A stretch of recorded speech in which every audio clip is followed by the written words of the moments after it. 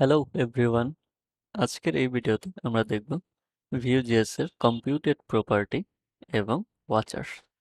তো প্রথমে আমরা কম্পিউটেড প্রপার্টি দেখব। কম্পিউটেড প্রপার্টি হচ্ছে অনেকটা মেথডস এর মতো। লাইক আপনি একটা নেম নিলেন, নেম ডিক্লেয়ার করলেন, দেন একটা ভ্যালু রিটার্ন করলেন কোনো অপারেশনের পর, লাইক কম্পিউটেড।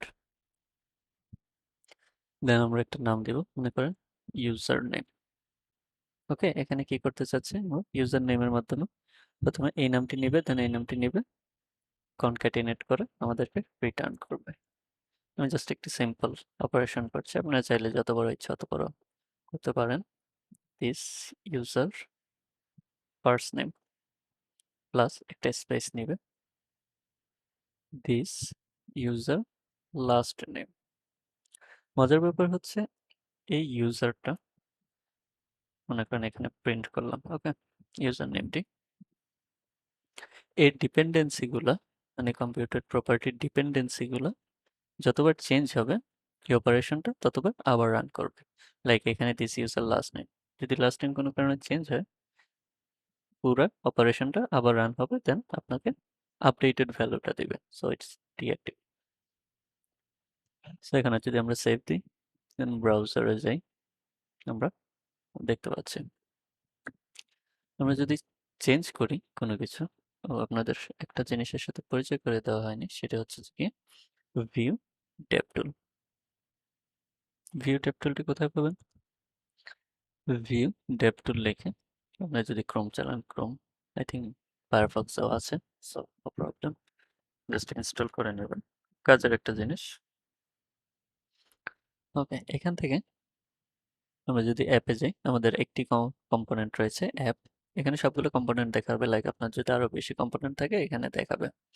তো আমাদের একটি কম্পোনেন্ট রয়েছে অ্যাপ, এবং অ্যাপের ডেটাগুলো আমাদেরকে দেখাচ্ছে কম্পিউটেড। আপনার সবকিছু এখানে দেখাবে, লাইক যদি অন্য কিছু থাকে সবগুলো এখানে দেখাবে। সেখানে ডেটার মধ্যে আমাদের যে ইউজার আছে, সেখানে আমি যদি এটা চেঞ্জ করি, লাইক এটা যদি আমরা ফার্স্ট নেমটা চেঞ্জ করছি, ওকে, দেন এন্টার দিলে সাথে সাথে আমাদের কম্পিউটার প্রপার্টির ভ্যালুটাও চেঞ্জ হয়ে যাচ্ছে, তার মানে অপারেশনটা আবার রান করছে, দেন রিটার্ন করছে। আপনারা এখানে অনেক কমপ্লেক্স অপারেশন করে দেন রিটার্ন করতে পারেন। এখন অনেকে বলতে পারেন এটা তো ডিরেক্ট আমরা এইচটিএমএল এ লিখতে পারতাম, কিন্তু আমাদের টেমপ্লেটটা আমরা যত পারি ক্লিন রাখার চেষ্টা করবো। এখানে অপারেশন কম চালানোই ভালো, বা না চালানো আরো ভালো। ওকে, দেন এটা গেল কম্পিউটার প্রপার্টি। এখন আমরা দেখব ওয়াচার। ওয়াচার কি এবং কেন ইউজ করে?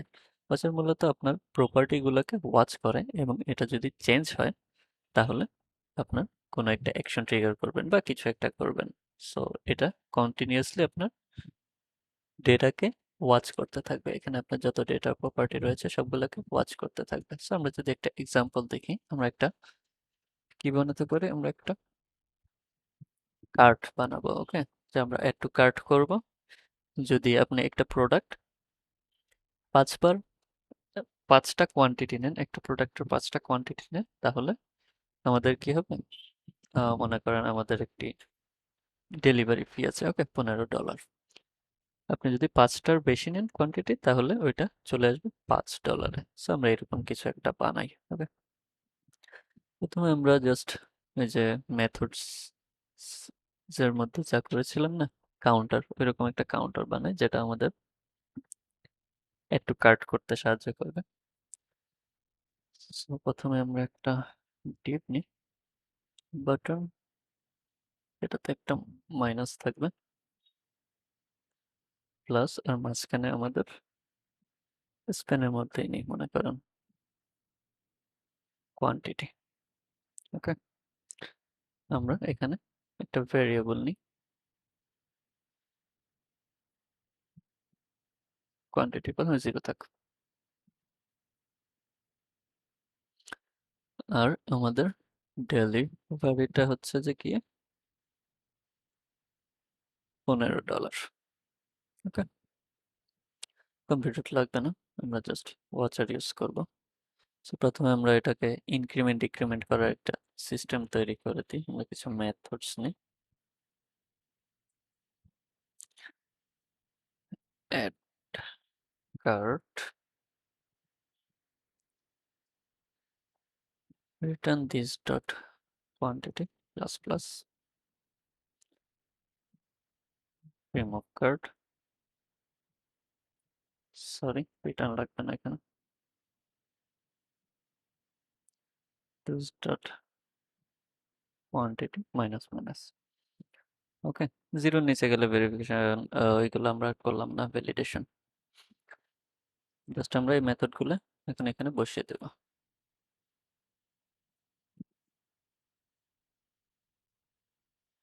রিমুভ কাট, আর এখানে আমাদের কোয়ান্টিটি। আমরা যদি এটাকে দেখি লাইভে, ওকে কোয়ান্টিটি হচ্ছে যে 0, যদি আমরা প্লাস করি 4 5, দেন এখানে আমরা নিচে আরেকটি টিপ নিই যেটাতে আমাদের ডেলিভারি ফি কত আসবে সেটা দেখাবে। তাহলে আমরা নিলাম ডেলিভারি, পিছনে একটা ডলার অ্যাড করে দিই, বিল্কুল। ওকে, তাহলে আমাদের ডেলিভারি ফি হচ্ছে যে কি $15, কিন্তু আমাদের শর্ত হচ্ছে যদি 5টার বেশি কোয়ান্টিটি, 5টা বা 5টার বেশি কোয়ান্টিটি থাকে তাহলে আমরা এটাকে $5 করে দেবো। It's like a $10 offer. Okay, so এটা আমরা কিভাবে করব? সো এইখানের ভ্যালুটা চেঞ্জ হচ্ছে, এটা আমাদেরকে ওয়াচ করতে হবে। লাইক আমাদের এখানে একটা ওয়াচার বসাতে হবে, ওয়াচ ওয়াচ এভাবে দিয়ে দেন আমরা কি ওয়াচ করব? আমরা ওয়াচ করব কোয়ান্টিটি। সো এটা দিতে হবে, দেন আমরা একটি ফাংশন ডিক্লেয়ার করব যেখানে আমাদের ভিতরে ভ্যালুটা নিব। এবার এই ভ্যালুটাই হচ্ছে যে কি আমাদের কোয়ান্টিটির ভ্যালুটা। সো আমরা এটাকে যতবার আপনার কোয়ান্টিটিটা চেঞ্জ হবে এটা কন্টিনিউয়াসলি ওয়াচ করতে থাকবে। সো এখানে আমরা দিলাম ইফ ভ্যাল যদি 5-এর বেশি বা সমান হয় তাহলে দিস ডেলিভারি আমাদের হয়ে যাবে কত, $5। ওকে, তাহলে এটা কন্টিনিউয়াসলি ওয়াচ করতে থাকবে, যখনই আমাদের কোয়ান্টিটিটা 5-এর সমান বা তার বেশি হবে তখনই কি করবে, ডেলিভারিটাকে কমিয়ে দেবে। লাইক ডেলিভারি $15 থাকে, 5 করে দেবে। আর যদি এলস থাকে তাহলে কি করবে, দিস ডেলিভারি আবার 15 হয়ে যাবে। So let's see it in action. Save দি, রিলোড দি। এটা বারবার কেন যাচ্ছে বুঝলাম না। Arabic, what is Arabic? Okay, quantity এখন 0 আছে, তাহলে আমাদের ডেলিভারি 15।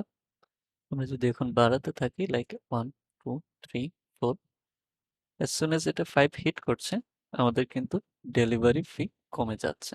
শর্ত অনুযায়ী আমাদের 5টা বা তার বেশি কোয়ান্টিটি থাকলে ডেলিভারি ফি কমে $5 চলে আসবে। সো এটা কিন্তু কাজ করছে। আবার যদি আমি এখন কমিয়ে ফেলি তাহলে আবার 15 দেখাচ্ছে, ডেলিভারি ফি 15 দেখাচ্ছে। সো এটা হচ্ছে ওয়াচারের কাজ, কন্টিনিউয়াসলি ওয়াচ করা। দেন আপনি যদি এখানে কোনো অপারেশন চালাতে চান আপনি চালাতে পারেন। So yeah, that's it for this video. Thanks for watching and I will see you in the next one.